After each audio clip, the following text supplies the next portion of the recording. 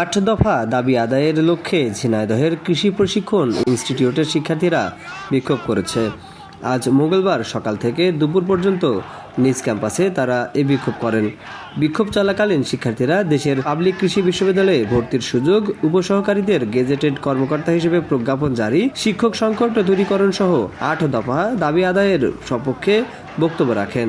সে সময় বক্তারা বলেন, দাবির সপক্ষে যখন শিক্ষকগণই বলেছেন এটি শুধু শিক্ষার্থীদের দাবি নন, এটা তাদের ন্যায্য অধিকার, তখন মন্ত্রণালয় কেন চুপ? একই সাথে শিক্ষার্থীরা আরও দাবি করেন, দাবি আদায়ে সফল না হওয়া পর্যন্ত ঘরে ফিরে যাবে না, প্রয়োজনে আন্দোলন আরও বেগবান হবে। এ সময় উপস্থিত ছিলেন শাহরিয়ার মুজাহিদ, আতিকুর রহমান সজল, রুবায়েত আক্তার আলভি, শাহিনুল ইসলাম শুভ সহ সকল সেমিস্টারের শিক্ষার্থীরা। ইমন হাসান, LTV বাংলা।